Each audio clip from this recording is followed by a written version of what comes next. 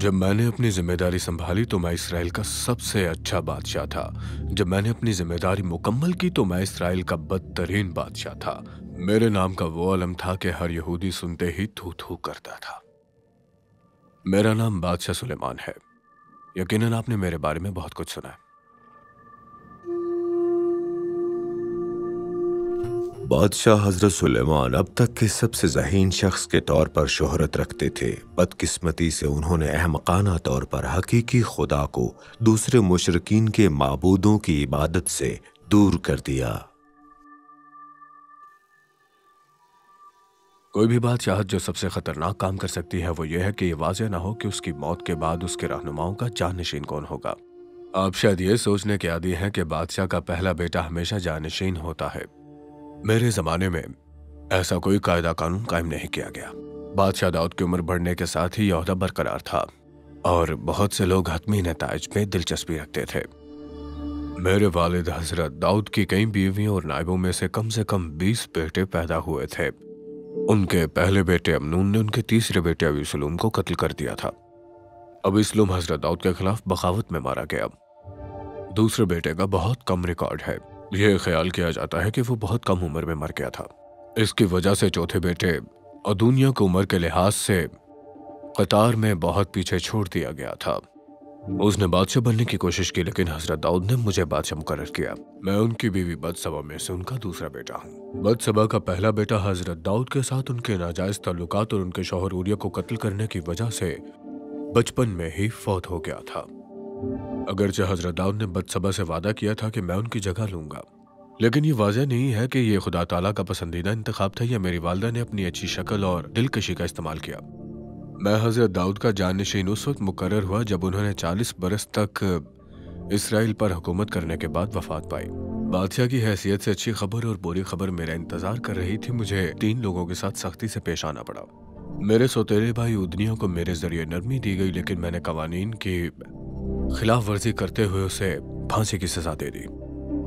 हजरत दाऊद की फौज के सिपाहसालार योआब ने उदनिया के साथ साजिश चली और उनके माजी के जराइम के लिए उन्हें सजा दी गई, इसलिए मैंने उसे मौत के घाट उतार दिया। शमी जिसने मेरे वालिद की तौहीन की थी जब वो अबीसलूम से भाग रहा था, तो उसने भी इम्तिहान के कवायद को नजरअंदाज करने का इंतखाब किया और मैंने उसे भी मौत के घाट उतार दिया था। अच्छी खबर यह थी कि मेरे वालिद ने इसराइल और उसके आसपास के तमाम ममालिक के दुश्मनों को मुकम्मल तौर पर महकूम कर लिया था और अखराज और खजाने हमारे मुल्क में बह रहे थे, लिहाजा हम बहुत बहुत अमीर थे। एक और अच्छी खबर यह थी कि मेरे वालिद ने बहुत बड़ा खजाना जमा किया था जो मुझे आसानी से खुदा ताला के लिए एक शानदार खाना खुदा और अपने लिए एक गैर मामूली महल तामीर करने की इजाजत दे रहा था। मुझे वो तामीर करने में 7 बरस लगे, लेकिन अपने जाती महल के लिए मुझे दुगना वक्त लगा। मेरी बादशाहत का आगाज बहुत अच्छी बुनियाद पर हुआ। ख्वाब में खुदा ताला ने मुझे बताया मैं जो चाहूं हासिल कर सकता हूं। मैंने खुदा ताला से लोगों पर हुकूमत करने के लिए उनकी हिकमत मांगी। खुदा ताला इस बेगर्ज दरख्वास्त से इतना खुश हुए कि उन्होंने मुझे बेपनाह हिकमत और बहुत सी दौलत अता की। मैंने खाना खुदा और महल की तामीर मुकम्मल की। उन्होंने मुझे बताया कि उन्होंने खाना खुदा की ताज़ीम की है और उनका नाम, आंखें और दिल हमेशा वहां पर मौजूद रहेंगे। यह वादा मशरूत था। खुदा ताला ने मुझसे यह भी कहा कि अगर मैं ईमानदारी और फरमाबरदारी के साथ चलूं तो वो मेरी नस्ल को हमेशा के लिए कायम कर देंगे। अगर मैंने या मेरी औलाद ने खुदा ताला से मुंह मोड़ा और हम फरमाबरदार ना रहे तो वो इसराइलियों को जमीन से फेरकर खाना खुदा का इनकार करेंगे। ये आसान लगता है ना? मुझे और मेरी सारी नस्ल को खुदा ताला की इताअत के मुताबिक चलना होगा।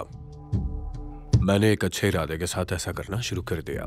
मेरी दानाई अफसानों का सामान बन गई। मैं दुनिया का ज़हीन तरीन शख्स बन गया और किसी भी मौजू पर बात करने की सलाहियत रखता था। तमाम कौमों के लोग मेरी हिकमत सुनने के लिए आते थे। ज्यादातर लोग उस कहानी से भी वाकिफ हैं जहां मैंने एक बच्चे के टुकड़े करने का कहा और उसके असल मां का पता लगवाया। ज्यादातर लोग जानते थे कि मैं अपने वक्त के लोगों से ज्यादा इल्म रखने वाला था। हर कौम के लोग मुझे सुनने के लिए आते थे, जिनमें सबा की मलिका भी थी। लेकिन यहां तक मेरी दानाई भी मेरी दौलत से बचाने के लिए काफी ना थी। दौलत का मेरा पहला इस्तेमाल खाना खुदा और उसका तमाम साजो सामान की तामीर था। खुदा ताला अपने घर की तामीर के नताइज से बहुत ज्यादा खुश थे। वो शायद इस बात से ज्यादा खुश नहीं थे कि मैंने अपने घर पर ज्यादा खर्चा किया। उसके बाद मैं सिर्फ दौलत जमा करता रहा जैसे जैसे वो आती रही। मेरे दौर से सैकड़ों बरस कबल हजरत मूसा ने हुक्म दिया था कि जब इसराइल के पास कोई बादशाह हो तो वो बड़ी तादाद में घोड़े ना रखे, खास तौर पर मिस्र से ज्यादा बीवियां ना रखे, वरना उसका दिल गुमराह हो जाएगा, और बड़ी मिकदार में सोना या चांदी जमा ना करे। मैंने वाज़े तौर पर बड़ी मिकदार में चांदी और सोना जमा करके उनमें से तीसरे हुक्म की खिलाफ वर्जी की। दर हकीकत मेरे हुक्म के तहत चांदी इतनी आम थी कि एक आम पत्थर समझा जाता था। दौलत की ज्यादती को शायद माफ कर दिया गया होता क्योंकि खुदा ताला ने इसे मुझे नेमत के तौर पर अता किया था, लेकिन मेरी दौलत के लिए मेरे पहले इस्तेमाल में एक बड़ी तादाद में घोड़ों को जमा करना था, खास तौर पर मिस्र के वो उम्दा घोड़े। मेरे पास 12,000 घोड़े थे। मैंने बहुत खास शहर बनाए जिनमें उन्हें और अपने रथों को रखा जा सकता था। आप अंदाजा लगा सकते हैं उनकी देखभाल के लिए ना सिर्फ बड़ी रकम खर्च हुई, खुदा ताला पर भरोसा मेरी अपनी फौज पर बदलने लग गया था। मुझे मालूम होना चाहिए था। मेरे वालिद हजरत दाऊद ने भी ऐसा किया जब उन्होंने अपने जंगजुओं के लिए मरदमशुमारी करवाई, और खुदा ताला को इतना गुस्सा आया कि उन्होंने इसराइल में एक तूफान भेजा और 70,000 लोगों को हलाक किया।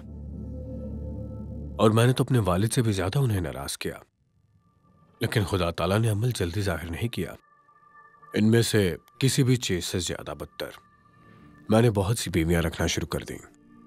मगर कितनी? मेरे वालिद की कम से कम 8 बीवियां थीं। मेरे पास शाही पैदाइश की 700 बीवियां और तकरीबन 300 कनीजें थीं। मेरी बीवियां और कनीजें अलग अलग ममालिक से आई थीं और वो बहुत से माबूदों को मानती थीं। उनकी वजह से मेरा दिल मेरे एक सच्चे खुदा की तरफ से उनके माबूदों की तरफ माइल हुआ। क्योंकि मेरी बीवियां शाही पैदाइश थीं तो जाहिर है उनका ताल्लुक मुख्तलिफ ममालिक और मुख्तलिफ नस्लों से था। इससे खुदा ताला के हुक्म की खिलाफ वर्जी हुई कि हम यहूदी किसी और से शादी नहीं करेंगे। तो क्यों अब मैंने शाही पैदाइश की इतनी ज्यादा बीवियों से शादी क्यों की? मेरी दानिशमंदी के मुताबिक मुझे यकीन था उनसे शादी करना उन तमाम ममालिक के साथ अमन मुआहदों का सफारती तरीका था। खुदा ताला पर ईमान रखने और एक ताकतवर फौज पर रखने की अपने वालिद की मिसाल की पैरवी करने की बजाय मैंने अपनी सिफारती सलाहियतों पर भरोसा किया। यह इसराइल के लिए तबाहकुन साबित हुआ। मेरी बीवियों ने मुझे बहुत मुतासिर किया और मैंने ही अपने दिल को सच्चे खुदा से दूर करने का फैसला किया। मैंने खुदा ताला से मुंह मोड़ने का काम बहुत जोश व खरोश से किया। मैंने अश्तुरीत देवी की पैरवी की। मैंने अमूनियों के नापसंदीदा माबूद मुल्क की भी पैरवी करना शुरू कर दी। अमूनी उसको अच्छा नहीं समझते थे। यरूशलेम के मशरिक में एक पहाड़ी पर मैंने मुल्क और मुआब के नापसंदीदा मबूक कैम्यूश के लिए एक ऊंची जगह भी तामीर की जिसे नफरत अंगेज किस्म की कुर्बानी की सूरत भी देखा जाता है। वो बहुत अजीब सी जगह थी। मैंने ये सब कुछ अपनी बीवियों के लिए किया था जबकि मैं जानता था कि ये गलत है। मैंने पूरी तरह खुदा ताला से मुंह मोड़ लिया। यही वजह है कि मैं इसराइल का बदतरीन बादशाह हूं। मैंने इसराइलियों में झूठे माबूदों की परस्तिश इतनी शिद्दत से मुतारिफ करवाई कि वो उससे बाहर निकल ही नहीं पाए। मैंने अपने दूसरे रोया में खुदा ताला के साथ किए गए मुआहदे की शराइत को तोड़ दिया था। क्योंकि मैंने खुदा ताला से मुंह मोड़ा था, उन्होंने मुझे और मेरे लोगों को सजा दी जैसा कि उन्होंने कहा था। उनका इरादा था कि हम उनके बुरे तरीकों से मुंह मोड़ लें और उनके लोग बन जाएं। मैं इस मश्क को जानता था। जैसा कि मैंने लिखा था, अपनी औलाद को मुनज़्ज़म करने में नाकाम ना हो। अपनी औलाद को सजा दो, वो नहीं मरेंगे। खुदा ताला ने तय किया कि बादशाही जुज़वी तौर पर मेरे खानदान की नस्ल से अलग हो जाएगी और उन्होंने अंदरूनी और बैरूनी तौर पर मेरी हुक्मरानी के मुखालिफिन को खड़ा कर दिया। उन मुखालिफिन में से एक हदाद अदूमी था। उसके हमलावर अदूम मेरी हुक्मरानी के लिए मुस्तकिल अजाब थे, और एक और मुखालिफ ज़ैरून था दमिश्क से। वो और उसके आदमी अरम के मुल्क में मेरी हुक्मरानी के लिए मुसलसल खतरा थे। ऐसा लगता है कि हदाद और ज़ैरून इतने बड़े दुश्मन नहीं थे। वो मेरी सल्तनत में जमीन के सिर्फ एक छोटे से हिस्से को कंट्रोल करते थे। ताहम वो हिस्सा जिस पर उनका कंट्रोल था वो अहम तिजारती रास्तों के कुछ हिस्सों पर था। किंग्स हाईवे और रोया मार्स के नाम से जाना जाता है। उनके पास तिजारत में खलल डालने और फौज को मसरूफ रखने की सलाहियत थी। ताहम वो मेरा सबसे बड़ा मसला ना थे। जब मैंने अपने बादशाही को मजबूत बनाने और बढ़ाने की कोशिश की तो मेरे पास बड़े पैमाने पर अवामी कामों के मंसूबे थे। उन मंसूबों को पूरा करने के लिए मैं बहुत से गैर मुल्कियों को गुलाम बनाया और बहुत से बनी इसराइलियों को भी गुलाम बनाया। यरबाम लड़का जिसने प्रोजेक्ट करवाने में मदद की, वो इतना मेहनती था कि मैंने उसे इफ्राइम और मनसा के कबाइल के सारे मजदूरों का इंचार्ज बना दिया। एक दिन जब मैं यरबाम यरूशलेम से निकल रहा था तो उसकी मुलाकात शिलवा के नबी एलहैया से हुई। शिलवा अपनी अहमियत खो चुका था क्योंकि उसके पास अब अहद का संदूक यानी ताबूत सकीना नहीं था, लेकिन यम्बिया और इमामत का घर रहा। अंबिया ने यरबाम से कहा कि खुदा ताला बनी इसराइल को 2 टुकड़ों में तकसीम करेंगे। एक टुकड़े में 10 कबाइल होंगे जिनके क़यादत यरबाम करेगा और दूसरे टुकड़े में सिर्फ एक कबीला होगा जिनकी क़यादत मेरी औलाद करेगी। लावी कबीला और इमाम दोनों में एक तकसीम हो जाएंगे। ये तकसीम मेरी मौत के बाद होने वाली थी। मेरी तरह यरबाम को भी खुदा ताला के अहकामात को मानने का हुक्म दिया गया था। अगर वो खुदा ताला की नाफरमानी करेगा तो वो और उसकी औलाद भी बादशाही से हाथ धो बैठेंगे। मैंने यरबाम को मारना चाहा। वो भागकर मिस्र चला गया, मेरी पहुंच से दूर हो गया। ताहम वो मुझे हमेशा याद दिलाता था कि मेरे दिन गिने चुने रह गए हैं, कि खुदा ताला मुझे और मेरी औलाद को सजा देंगे मेरी गलतियों की वजह से। आपने देखा होगा कि मेरी कहानी से कोई नबी वाबस्ता नहीं है। मेरे पास कोई नबी नहीं था जो बादशाहत में मेरी मदद करे। मुझे लगता था मैं बहुत दाना हूं, मैं खुद की मदद कर सकता हूं। रासबाजों की सदाकत उनकी रहनुमाई करती है, लेकिन मैं तो अपने ही गुमराही से तबाह हो गया था। मैंने अपनी ही कहावत याद नहीं रखी। बहुत से लोग मेरी हुकूमत को इसराइल का सुनहरी दौर समझते हैं। हमने इर्द गिर्द के तमाम मुल्कों पर गलबा हासिल किया। कोई बड़ी सल्तनत हमें खतरे में नहीं डाल सकती थी।